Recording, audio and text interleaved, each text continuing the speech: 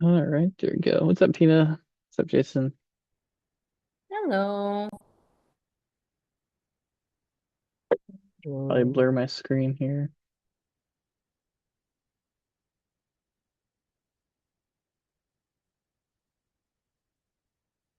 Hey, Rich. If you can hear me, I'll pull you over to a panelist.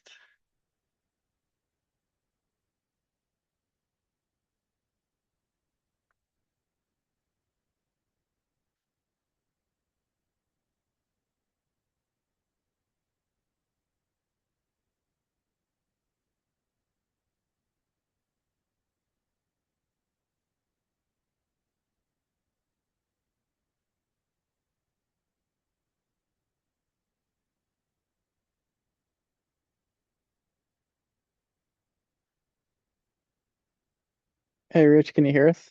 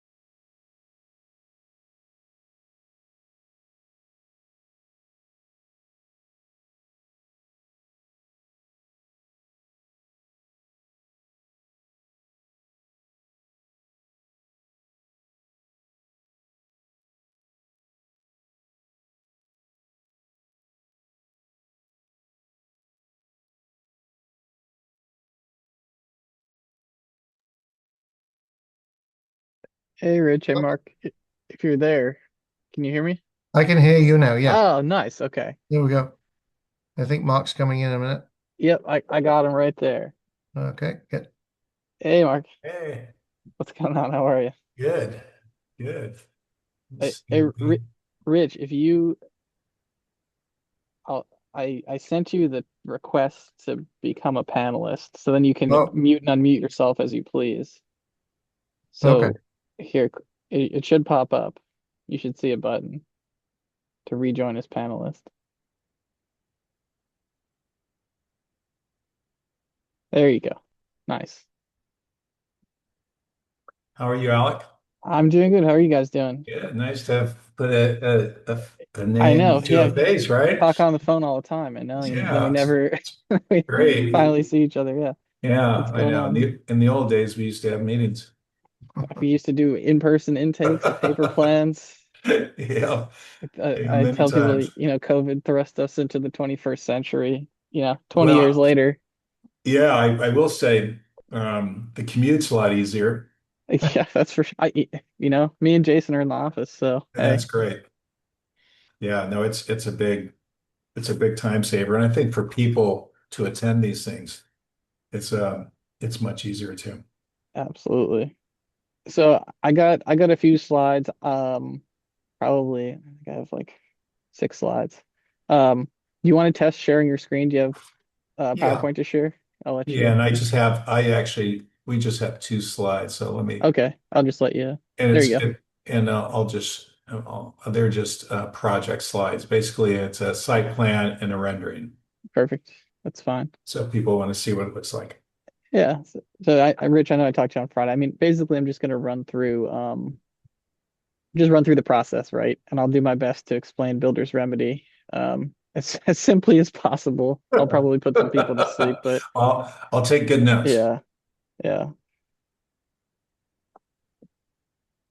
Yeah, boy, what a fun time it's been to be a planner, right? I mean it's I mean been I've been doing this for 40 years and I have never seen anything like the last 2 years. yeah, hey, it's It's crazy. been unbelievable. Here we get the council member here too. Hi, council member. Welcome. Hello.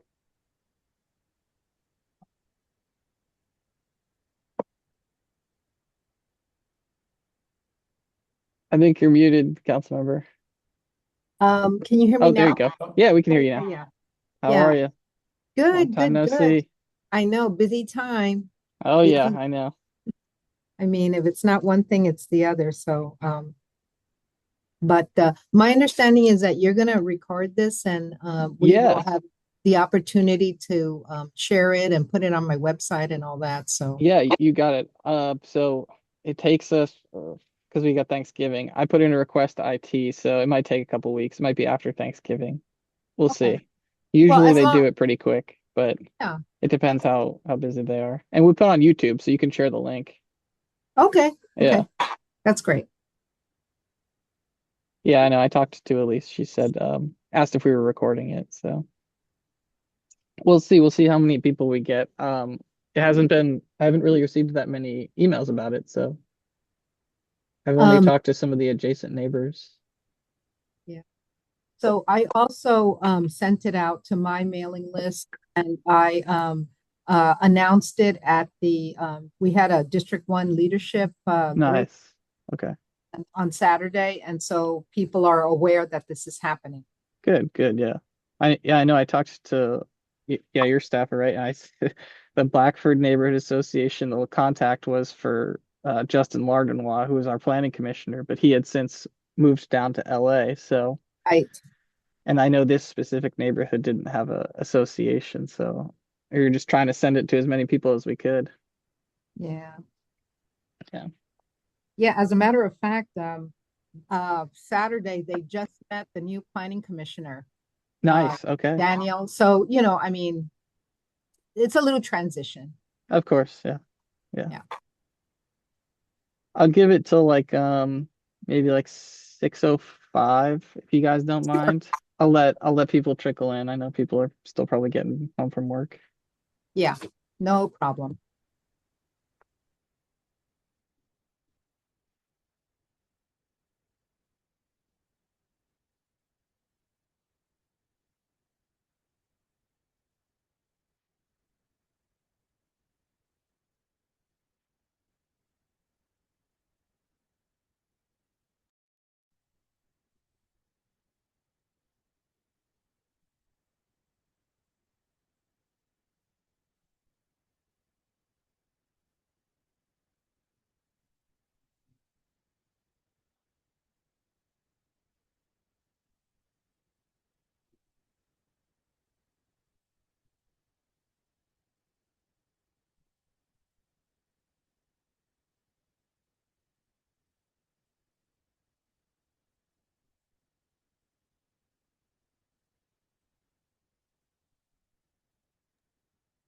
For anyone that just joined, we're gonna start about 6:05.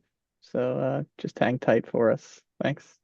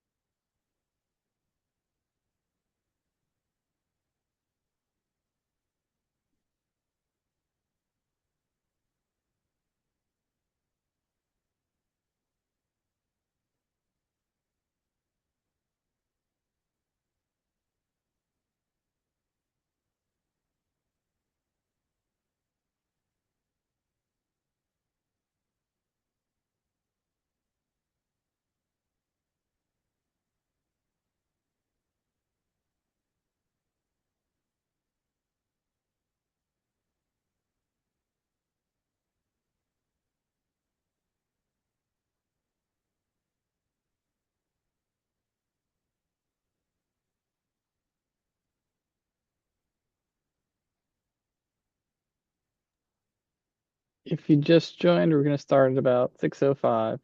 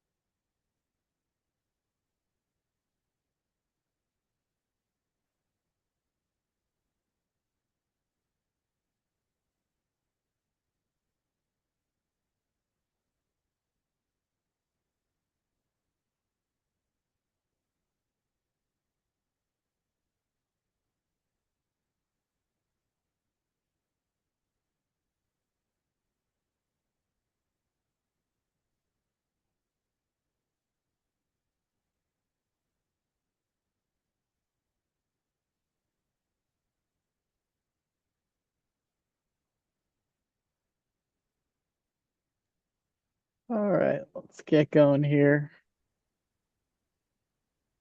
See, we got about 9 people on the attendees side, so hopefully we'll get a few more people trickling in.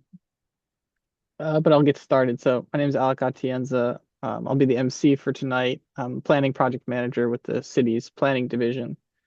I just got a couple of quick housekeeping items for anybody who joined tonight. So when you entered the meeting, you're automatically placed on mute. So during the open forum, we'll unmute you. And if you're on the phone, which I see a few people, or at least one, you're gonna have to press *9 if you want to raise your hand, and then *6 to unmute. And then if you are just on your computer, use the raised hand function. It's usually at the bottom of your Zoom bar. And I'll announce that again when we get to the open forum portion of this meeting. And then you can access the agenda for this meeting at the link that's provided on the postcard notice, or I have the instructions on the screen here as well. If you just go to sanjoseca.gov/planning. This also includes the code of conduct for tonight, but the gist of it is just everybody please be respectful. And we're here to hear your comments and questions. And then this meeting is being recorded and we're going to post it to YouTube. So if you have anybody that you know is interested in this project and they couldn't make it tonight, just let me know. I have my contact info at the end of these slides. And the council member will also be posting this as well. So try to spread this as much as we can. And then last housekeeping item is that this is a community meeting. It is not a public hearing, so there's no approval or denial of the project taking place today. We're really just here to provide information to members of the public and then take any public comment or questions. And so anybody who lives within 1,000 feet radius or property owner or tenant within 1,000 foot radius of this site will receive a notice for any future public hearings. If you did not receive one, let me know and I'll add you to our interested parties list and we send out an email blast in advance of any public hearings. So next, I just want to go through who we have here and go through our agenda. So first, we got myself, Alec Atienza, I'm planning project manager. We've got Jason Lee. He's my partner in crime for all things Builders Remedy. We have Charlotte Yuen and Tina Garg from the Environmental Planning Division. We've also got folks from DOT and Public Works as well here. Then we have the project applicants, Rich Johnson and Mark Conroe. And then we have Councilmember Kamei. I'm sorry, I keep wanting to say Vice Mayor. I'm going to get it right, I promise. If you want to say a few words, Councilmember, please go ahead. Yeah. Thank you so much, Alec. And good evening, everyone. And thank you for taking time out of your busy day to join us tonight. I'm Councilmember Rosemary Kamei. I'm your representative on the San Jose City Council.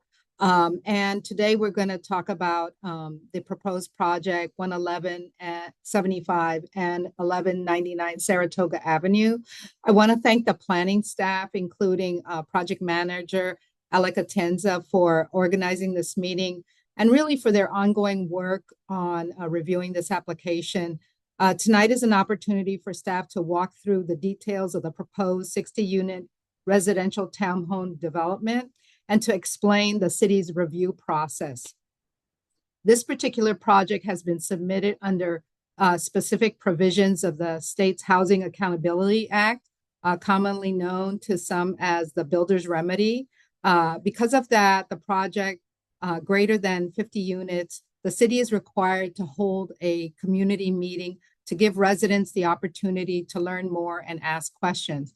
But as Alec has mentioned, this is not a public hearing. Today, your feedback will become part of the public record and will help inform staff's review and analysis moving forward.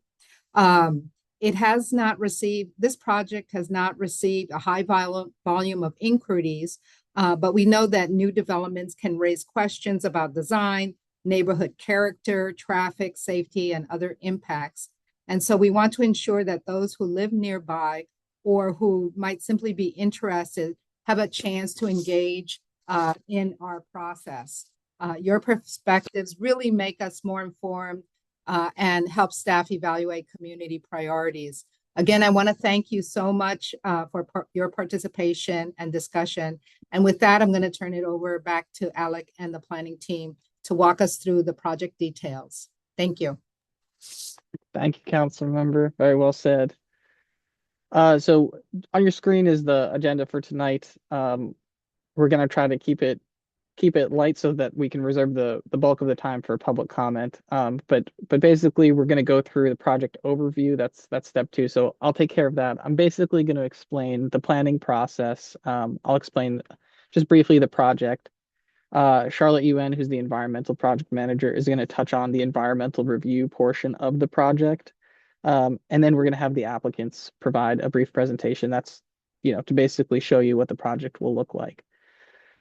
And then what we'll do is we'll open it up to public forum. So if anybody has any questions or comments, that's the time to speak. And like I said, we want to reserve the bulk of our time for that. And then we'll adjourn. I set the meeting till 7 o'clock. If anybody wants to discuss anything, afterwards, I'm around. You can always give me a call. I love talking. So without further ado, let's get into it. So the site we're talking about tonight is the address is 1175 1199 Saratoga Avenue. It's at the corner of Saratoga and Doyle. It's currently occupied by a two commercial office buildings, as well as a former gas station that was demoed in 2023. The site area is about 2.78 gross acres, so a little less than 3 acres.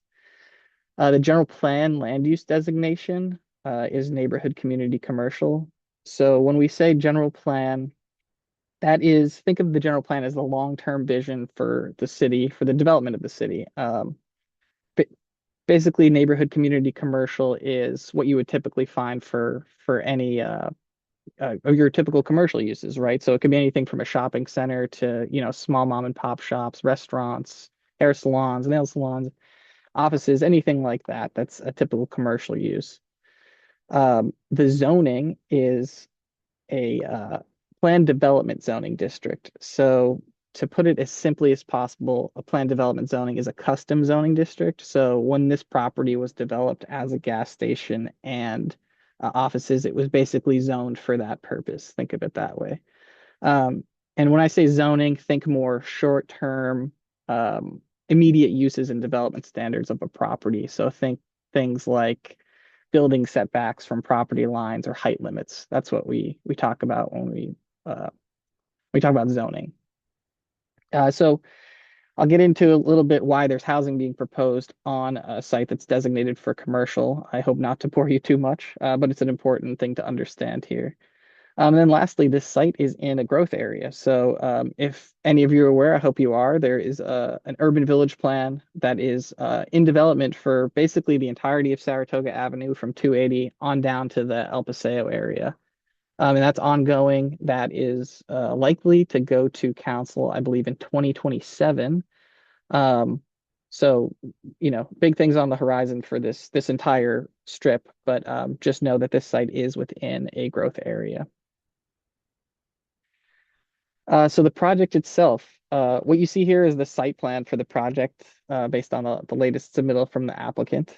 So this has two applications. So we're reviewing a tentative map, that's T23-019, and a tentative map is the first stage of a subdivision. So the applicant is proposing to subdivide this property into 60 residential condominium units. And then the next number you see there, H23023, that's called a site development permit. That's one of the primary applications here. So that is a permit that would allow the construction of 60 residential units, and that's configured in 9 3-story buildings. These yellow buildings are what you see here, 9 of them, 60 units total. 13 of the units would be reserved for low-income households earning up to 80% of the area median income. The application also includes an application under state density bonus law. We can get into that a little bit later. But that's a law that's used to increase density in areas, but also to waive any development standards that may physically preclude development at the density allowed. So as part of this application, the applicant would need to demolish the 2 existing commercial buildings. They're also proposing to remove 19 ordinance-sized trees. All right, now this is where I hope to keep everybody awake, but I think this is really important to try to explain the law that's being used here to develop housing at this site. So many of you may have heard this in news articles or basically on the news. Builder's remedy. So what does that mean? What is that? So a builder's remedy, as a little bit of background, was originally buried in a law known as the Housing Accountability Act. Basically, the Housing Accountability Act is one of the governing laws that cities and jurisdictions use to review housing projects in the state of California. What builder's remedy essentially is a legal penalty. So it's a legal penalty that was originally untested. And what it does is it basically eliminates cities' abilities to review projects for consistency with the general plan or the zoning if a city does not have an adopted housing element. So a housing element is what it sounds like. It's basically the plan for where cities are going to allow housing to be developed in their cities. And those housing elements are adopted and approved by the state of California. In this case, it's the State Department of Housing and Community Development. You'll hear HCD for short. So if a city does not have a substantially compliant housing element as certified by HCD, then the builder's remedy is in effect. And so at the time that this application was submitted, the city did not have a substantially compliant housing element. So to put a little bit more of a finer point on this, as of January 1st, 2025, the state of California has adopted a law that essentially clarified the builder's remedy. So it was like I said, a previously untested legal penalty. Now it's been clarified by the state. There are basically rules and restrictions and bounds placed on what the builder's remedy can and cannot allow. And that law was AB 1893, Assembly Bill 1893. Uh, in essence, cities cannot deny a qualifying builder's remedy project that's based on inconsistency with the city's general plan, land use designation, and zoning ordinance. So if you remember earlier in a couple slides back, I mentioned that the land use designation is neighborhood community commercial and the zoning is planned development. Neither of those allow for housing development. But because of this law, housing development is allowed here. That's about as simply as I can put it. And if anybody has any questions about this, please reach out to me. We can have hour-long conversation about this process. So in terms of timelines, this is important to understand because of the builder's remedy and how this sort of plays out with the city's certification of the housing element. So the applicant submitted an SB 330 preliminary application on May 3rd, 2023. That locks in the date that they submitted. So SB 330 is another law that the state has passed back in 2019. And basically it says, hey, the date that you submit this application, you are locked into these standards, policies, fees, ordinances that are in effect on the date you submitted it. So for all intents and purposes, this application came in on May 3rd, 2023. We got the formal application, which is what you saw that site plan earlier on September 11th, 2023. And then the state found the city's housing element in compliance January 29th, 2024. So that's the discrepancy there. The city was open to builder's remedy during that time period. And then Assembly Bill 1893, which I spoke about, which is the clarifying law that was invoked by the applicant in May of this year. So what does this mean going forward? The city, we will treat this project as if it meets the general plan designation and as if it meets the zoning district. So again, like I said, general plan designation, long-term goals, zoning designation, sort of short-term development standards. We will treat this project as if it meets those. Does the project meet the general plan and zoning anyway? No, it does not. But understood that the understanding that it does not need to meet it is important. So in terms of the planning permit process, despite all of these laws, our process is, still pretty much the same. We have to receive a complete application. We review the project with all of our development partners in the planning division. So we review with the Department of Transportation, the Department of Public Works, the Fire Department, Building Division. We have our Environmental Service Division looks at stormwater control plans. We look at trash pickup operations. All of our groups take a look at this application. We provide comments back to the applicant to basically refine the proposal. One of the other important parts of this process is this. We're here to basically ask the community, hey, what do you want to see in a project? Do you have any concerns about the project? Any concerns that we can address? Another key aspect of this project is environmental review. And so Charlotte's going to get into that after this slide. Essentially, we go through multiple rounds of review as part of the planning process. We provide formal comments back to the applicant. The applicant submits updated plans back to us. We review those revisions. Once a project is complete, we have everything we need to basically bring the project to a hearing. That's what we do. So in this case, this project is going to go to a planning director's hearing. So a planning director's hearing is the lowest level hearing body in the city of San Jose. They occur every Wednesday at 9 a.m. via Zoom. The absolute latest we will be taking this project to hearing is March of 2026, and that is because of another state law, Assembly Bill 130, which will drive the timeline for this project. So if you guys have not received a notice, like I said at the beginning, please let me know. We'll make sure you guys receive a notice for the public hearing moving forward. So with that, I'm going to kick it over to Charlotte, and she's going to discuss the environmental review process. Thanks, Alec. So I'll try to keep this as straightforward as possible. But for most projects, as you may know, they require something known as CEQA, which is a state law that requires state and local agencies to disclose and evaluate significant environmental impacts of the proposed project and to adopt all feasible mitigation measures to reduce or eliminate those impacts.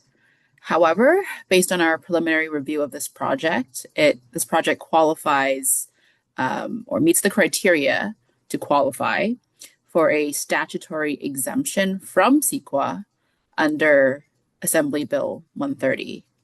What this means is that no CEQA review will be conducted for this project. However, as part of this bill, we do have to consult with tribes, and that's what we will be doing for the next couple of months. Back to you, Alec. Thanks, Charlotte. And yeah, if you have any questions about that process too, we're around to answer.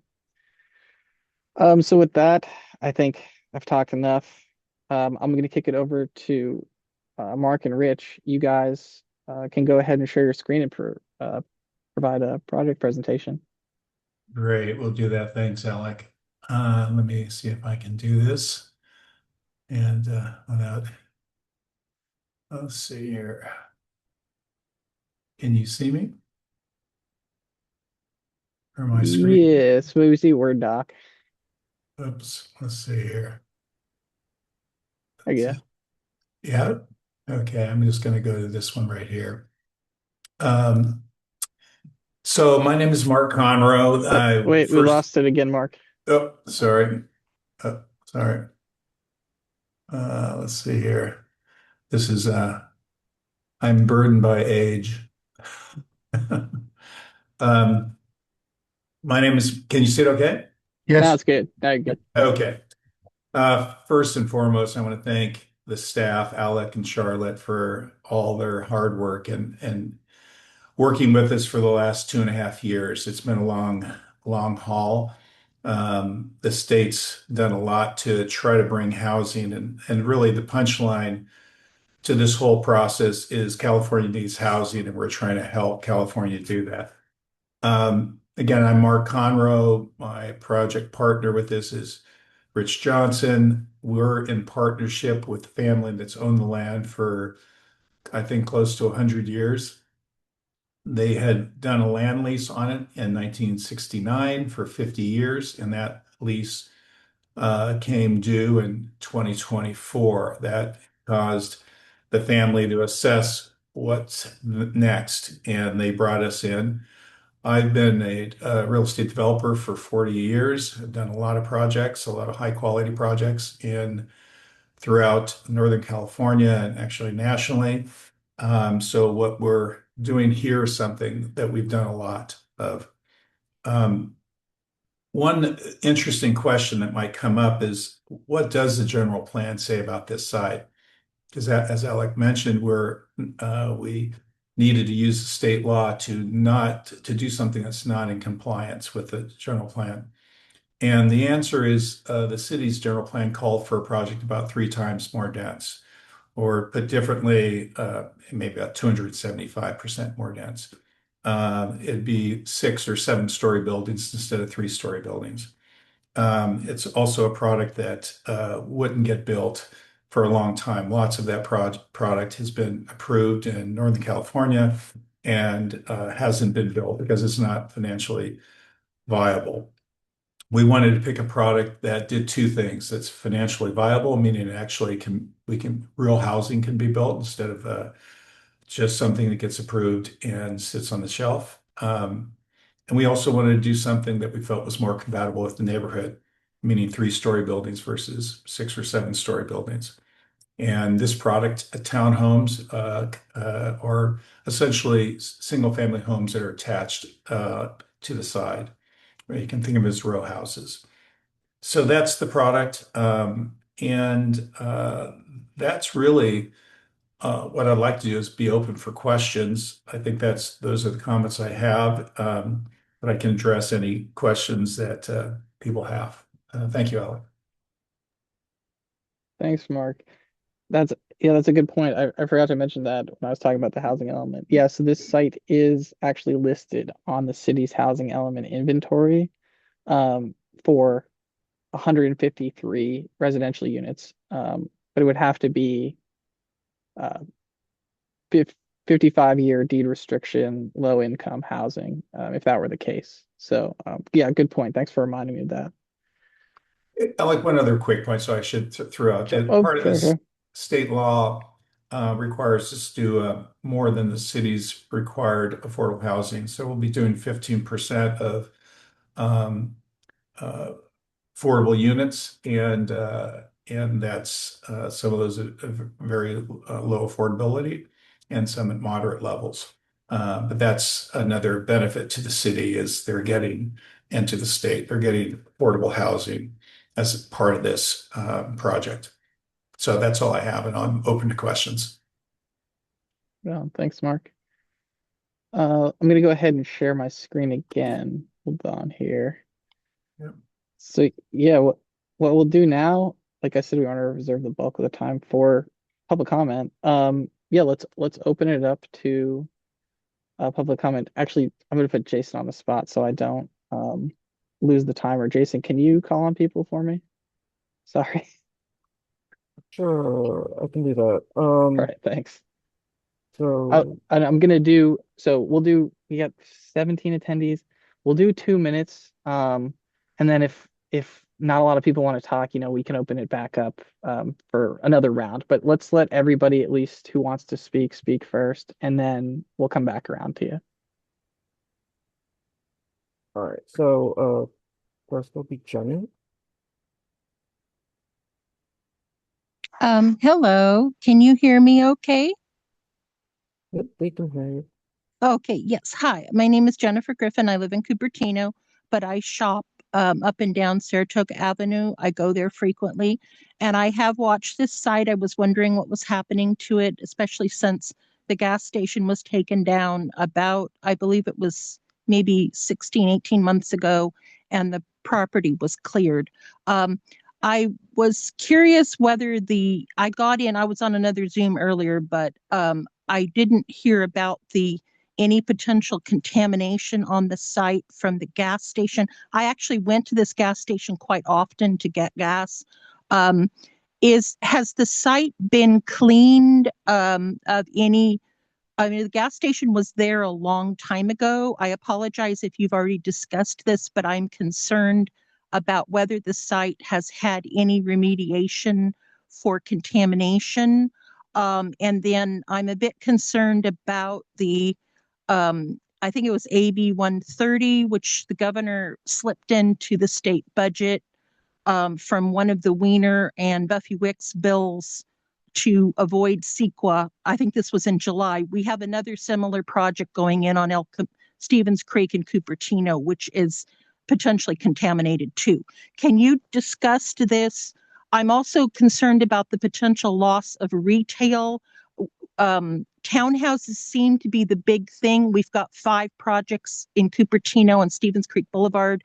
Our retail is going down completely. I would really like to see retention of retail at this site. I am not a fan of Builders Remedy or SB 330. I think they are defeating the purposes of why we have cities and retail. I respect the fact that builders do what they're allowed to do, but I really don't want a contaminated site getting away with not having CEQA overview. Thank you. Hey, Jenny. I think we're gonna take everyone in the first round, and then we'll answer questions, and then if there's more Yeah, questions after, we'll go after. let's do that, Jason. Okay. So next will be Eric.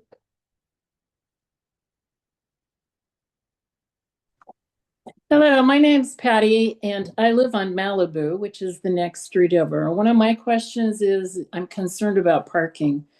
If you see big things like apartment buildings, there is not often enough parking for the people that are there. There's really no parking on Saratoga Avenue and really not much on on Doyle. I'm concerned that they would be moving into parking on Malibu. And so that's a concern. Additionally, as they are building it, you have all the people that are building it where they would park, and also concerned about them filling up the street on Malibu as well. Our own house was built before we purchased it, and it is not long enough to park a car. So we have to park one car on the street no matter what. So that is my concerns.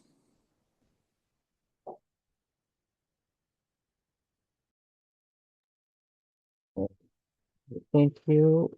Um, I saw a hand up earlier and it disappeared. So if that was you, please put your hand back up. Sam, you're next.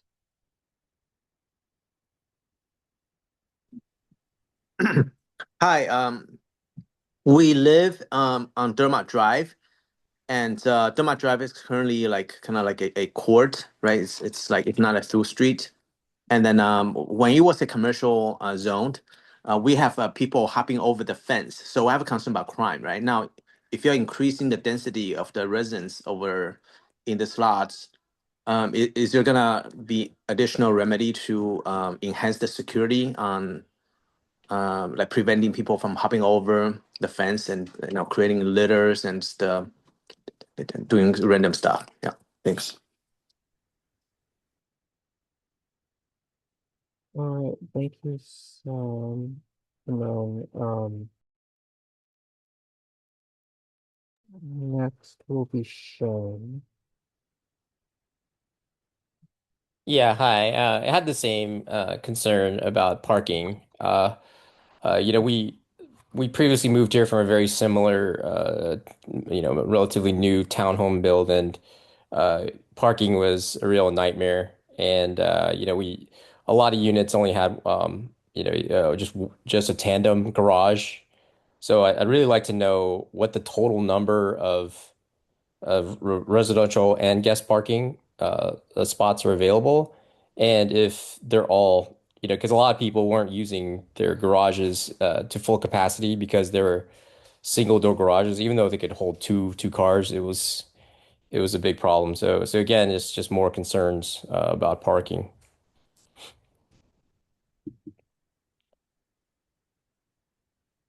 Okay, thank you, Shane. Next is SW. Hello? Yes, I'm also living, our location is right behind the proposed build site. And I am also very concerned about parking and overflow for not just the residents, but for all the visitors and overflows that will happen and spill over to our neighboring streets. Street parking is already a scarcity. And if I'd like to know more about the plans for not just the residents, but for guest parking that would, inevitably happen. Thank you. Okay, thank you. A reminder that if you are on the phone and you want to speak, you can click *9, and that will raise your hand and we will be able to unmute you. Um, if not, otherwise, that is everyone who wanted to speak. Oh, did not. I'm gonna unmute. Hi, this is Dina Priello. My property is going to be right behind the development. And in fact, I have a 100-plus-year-old oak tree, of which a significant portion, I would say maybe 40 feet of the canopy, potentially the root structure, will be on the side of the development. So I'm very concerned about the safety of the tree because of the fact that potentially the root structure will be damaged in a way that could create harm to building structures, the development itself, even to our home, as well as to individuals. So I'm very concerned about the short amount of distance between our property and the development, that being the 13 feet, and the fact that I would imagine at least pushing 40 feet of the canopy, and like I said, root structure is on that development's property. So trying to preserve the tree, I think it's important to do that, being that it's over 100 years old. and just wanted to voice that as a major concern for my husband and myself. Thank you.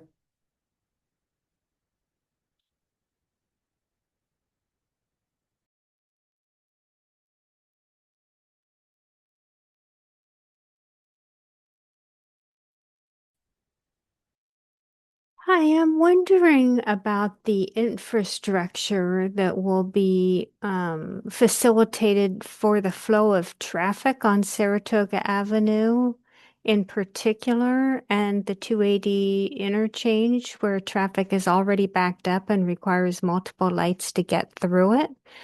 And also the flow on Saratoga Avenue is the right-hand turn lanes have been removed, which has bogged down the road as well. So I'm wondering, having 60 additional units, how that will play out in terms of helping to invest in finding some solutions. Thank you.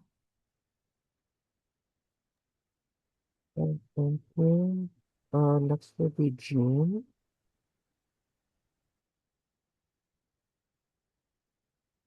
Thank you.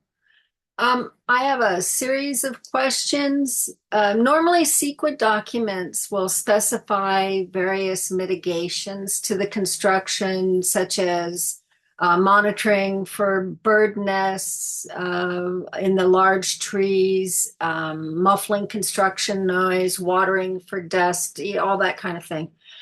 With absent mitigation documents, does this kind of thing shift to the building permit stage, or is it just ignored since there's no CEQA documents? When you review a project, a builder's remedy project, is planning allowed to consider or make adjustments to it, such as the placement of driveways? I'm thinking of the right turn off Saratoga onto Doyle with the driveway that's only 6 townhomes down, that's carrying all 60 of those. I can see some conflict and potentially would want to move that a little further down if I was working on a project. But are you allowed to make that suggestion, or is whatever he brings, that's it, take it or leave it? Then another question that I had was, how do you actually decide that the environmental concerns, how would you decide that they are enough for further analysis?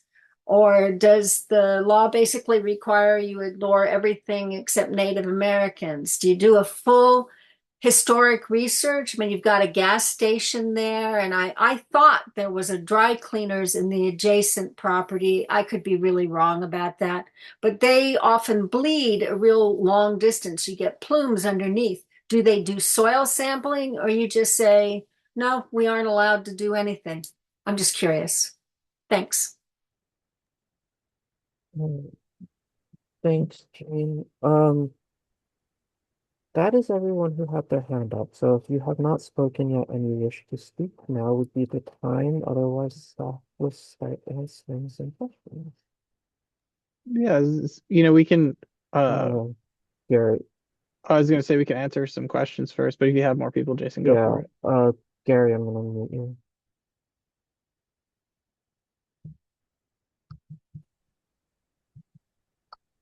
Yes, can you hear me? Yes, we can.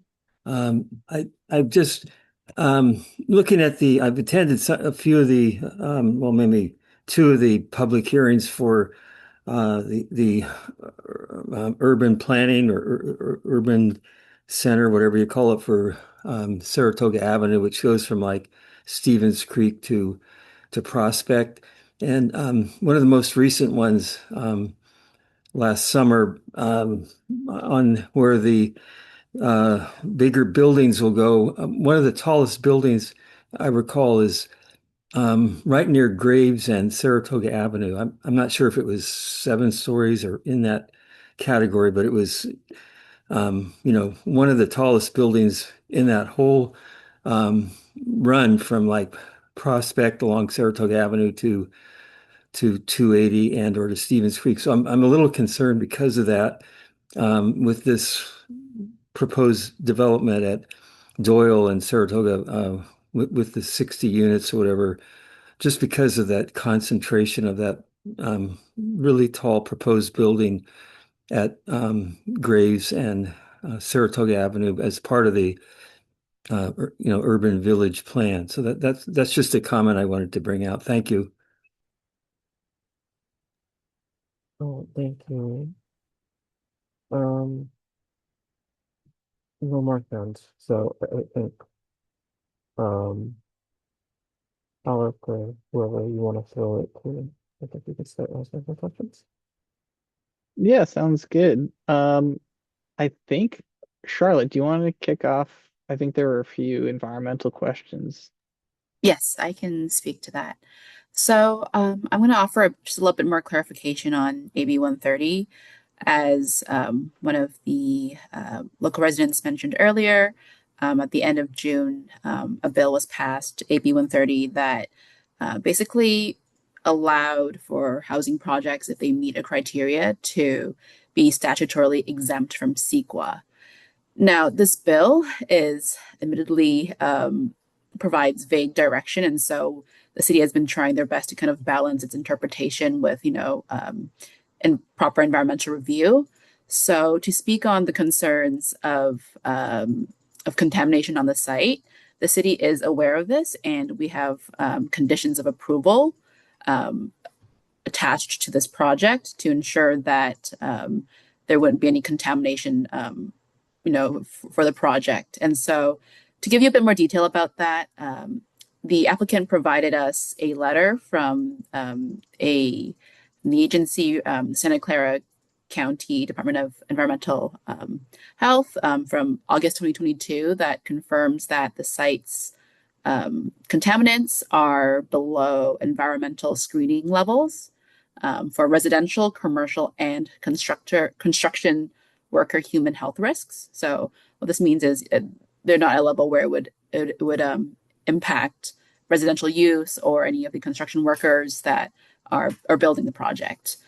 And in December 2023, a phase one environmental site assessment was also provided to the city, which outlined any of the other contaminants that are on the site. And we have, and in the review of this document, we noticed that there could be an issue with vapor intrusion. And so a condition of approval is in place to have the applicant engage a regulatory agency to review the existing data and determine if more investigation is needed and or if a vapor intrusion mitigation system is required. So all of this will be done, prior to the completion of the project. So we are aware of it. There are conditions of approval that are in place to address these issues, but it does not keep it from qualifying for AB 130. Thanks, Charlotte. I think that's really helpful context. Oh, and I also forgot that there was a question about standard permit conditions for the environment. You I beat just me want to to, it, yeah. yes.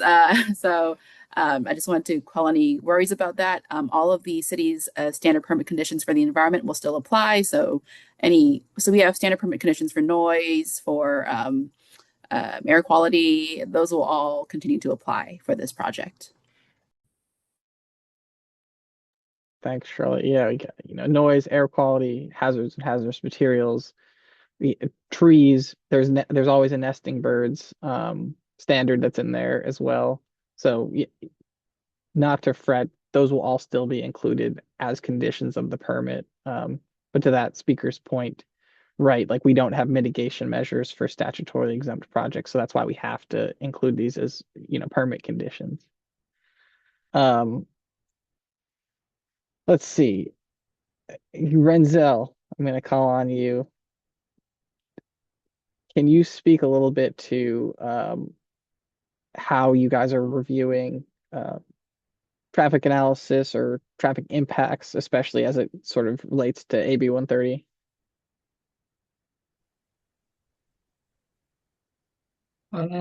Yeah, sure. So, yeah, since the project uh, is coming under AB. Oh gosh, why is that clear? Uh, uh, Coming under AB 130. The project is not really required to do any transportation analysis. Uh, we did receive some local transportation analysis data previously regarding the project, and I believe the project is still having to adhere towards our transportation demand management requirements. So I know a lot of concerns from the community was about parking. I don't know if you want to get into like more of it. The city of San Jose no longer has minimum parking requirements, and instead they have a transportation demand management plan requirements. So the project could be subject to that. And yeah, that essentially will allow projects to sort of understand, choose what sort of parking spaces is needed for the site rather than a sort of minimum for developments. Right. So for those who are talking, the first few speakers were talking about parking. So yes, the applicants can now choose how many parking spaces they want to provide. So the total number of parking spaces as of right now is 132. Rich and Mark, I'm looking at you. Can you confirm? Does that sound right? Still Yeah, 132? yes, 120, two car garages for every unit, plus that's 120 Okay, total, and then plus 12 guests to make 132. gotcha. And I think they're all side by side, right? Are there any tandems? There's I can't remember. There are some tandem. It's I think a minority of the units, but there Okay, are some tandems. gotcha. Yeah, I know that was one of the questions It, from the you know what? neighbors. Just to kind of comment on that real quickly, this is apart from all the state laws. I think this is what how a project would be designed like this. So, I mean, if you look back even a long time ago, two-car parking in townhomes was kind of pretty typical, if not less. I don't think I've ever seen three-car parking in a townhome, but I have seen one car. So, but this is all two-car parking in the units plus the guest parking. Yeah, even back when we had parking minimums, this was pretty typical. Yeah, um, might have had maybe a few more guest parking spaces depending on bedroom count, but I think for you guys it's all three bedrooms, right? Yes. Okay, yeah, gotcha. So for the people who are asking about parking, yeah, total number 132. So each unit has a two-car garage, and then there's 12 guest spaces. Um, Ray, you're here. Ray, can you speak to public improvements, despite the fact that this is builder's remedy, we still can require public improvements? Yes, I can speak to that. Um, Hi, good evening, everyone. Ray Sador with Public Works. In terms of public improvements, with street improvements, my understanding is as of SB 330, the city was held to limiting our request or requirements for public improvements, surface improvements to objective standards only. So this means that the city would due to have a published plan for street improvements or a master plan guiding the city's build out for furniture improvements. So at the time of this application, the city did not have an objective standard to include any sort of public improvement in the frontages of the project that goes beyond that we were required to or we're allowed to ask.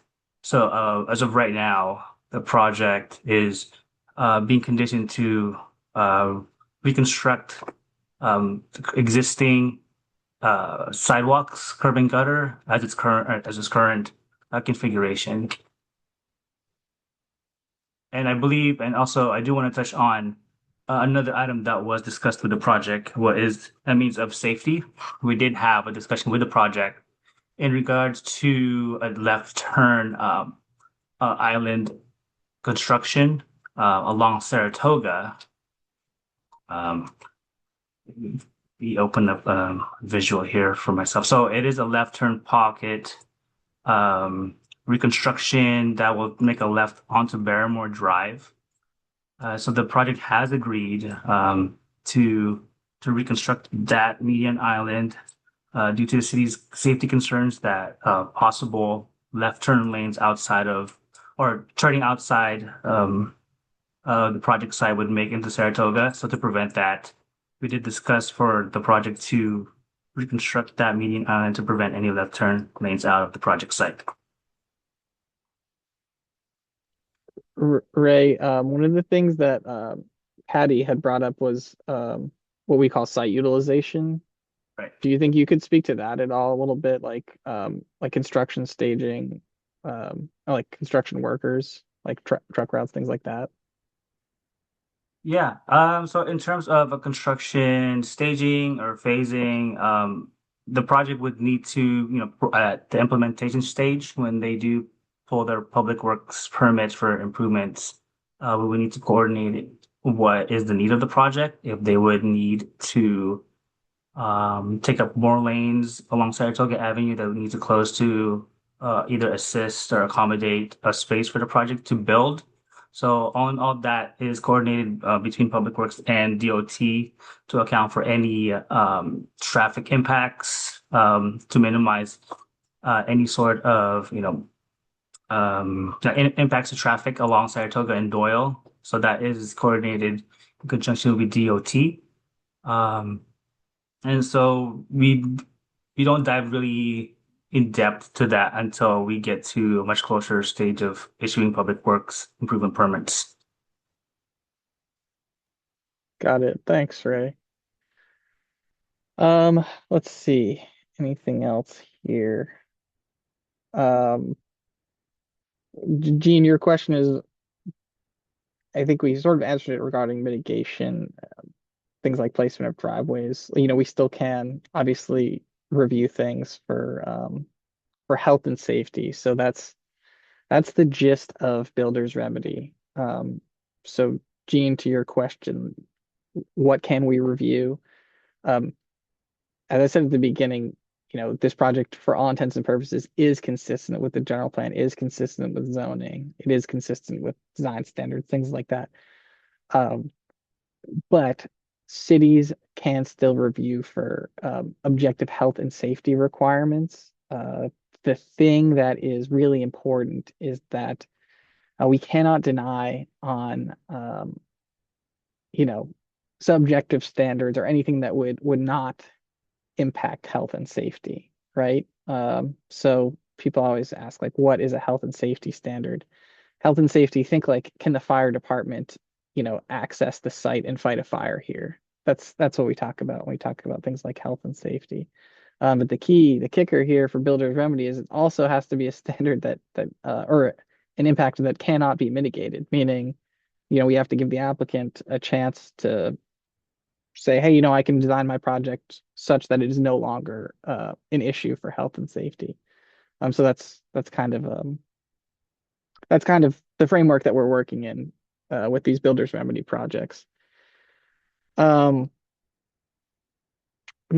and Rich, maybe can you guys, one of the questions that Sam brought up was just like security concerns. Maybe can you guys speak to any like fencing or anything like that you guys are doing?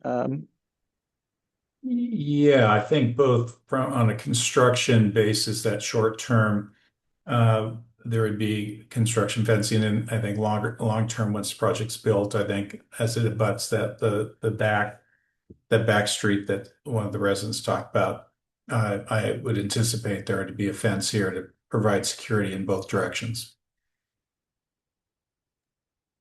Gotcha, thanks. And then for Dina, hello. I know we've spoken.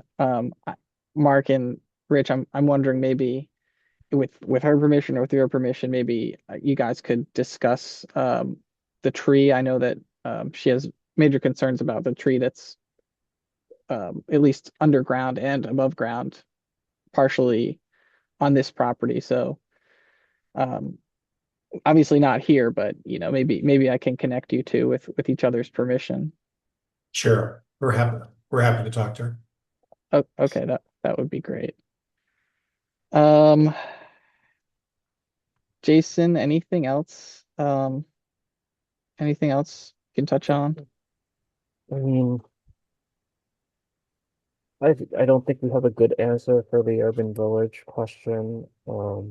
Yeah, Other than, this project is coming in ahead of the urban village, so it is in now. It does not need to adhere to the urban village. It will, if it's built, it will be built despite whatever the urban village says for this site and for other sites. right, right. That's a good point. I mean, we are working with the urban village team. They're their own team, but I mean, they're well aware of this project, so they understand that it's here. So, um, my hope or my expectation is that they will incorporate this project into the urban village, right? Um, Ideally, but we'll see. It's still under development, so there's still time. Um, anything else, Jason, The Charlotte? other one I was just gonna say, like, the Saratoga infrastructure changes to Saratoga is really a DOT issue that will exist regardless of if this is built or not. So I think that's a continued conversation that needs to Yeah, be had with DOT. that's a good point. We do have Florin here, but I won't put him on the spot. Yeah, I think you're right, Jason. That is an ongoing conversation. I don't know, council member, do you have any thoughts on Saratoga Ave just in general? I know they had a pretty significant road diet that they went through. Yes, as a matter of fact, we just had a previous public meeting regarding changes to the Saratoga Avenue uh, sort of the road diet. And over the next few days, there are going to be additional changes.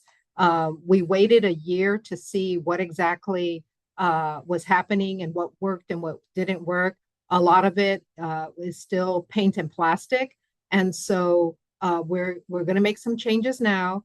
And within another year, so at the end of 2026, the Department of Transportation will do another assessment and learn what are the things that work, what doesn't work, and if there are any modifications that need to be made all along Saratoga Avenue. So stay tuned. Right down. Thank you. It is 7. I want to be conscious of people's time. Here, let me switch to the next one here. So understanding this project is statutorily exempt from CEQA. I mean, we still do have a tribal consultation process that we have to go through. So that's really what's driving the timeline right now. When that is complete, the tribal consultation process under Assembly Bill 130, we have 30 days. That is the state requirement, 30 days to schedule the project for hearing. So that's why at the beginning of this presentation, I said, at the absolute latest is a March hearing. That's because that's how the state timeline works. And like I said, this will go to a planning director's hearing. So that's the hearing body that will actually hear this application. I've left my contact info here. I got Charlotte's contact info here as well. Again, I'm going to post this recording to YouTube. If anybody wants a copy of the recording, please email me. You can also just call me if you want. You want to talk about the project. But shoot me an email. What I can do is I can add you to our interested parties list, and that will get you on the mailing list for any public hearings. And then also when we actually post the video, I'll send that out to everybody who's on the interested parties list. So with that, I just want to thank everybody for coming. If you have any follow-up questions, please shoot us an email. And then, Rich, Mark, I really appreciate your time. And then same council member, if you want to say any last words, please go for it. So I just want to thank everyone who participated tonight and And thank you for your interest in this project. And as Alex said, please email him and Charlotte if there's anything additional questions that you may have or want to know about the project. And thank you, Mark and Rich.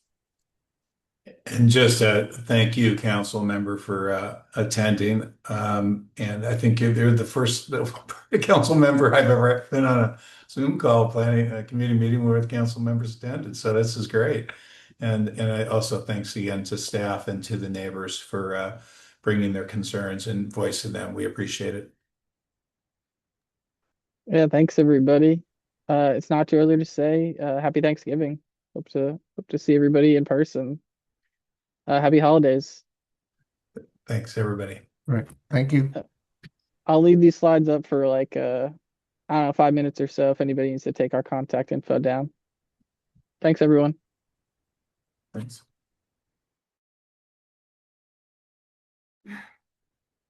Well, we can still follow up, Yeah, right? I can still. Yeah. Oh, Dina, you're still unmuted. Oh, What's hi. going on? This, Still... this is Sherry. I'm Dina's neighbor. Oh, hey.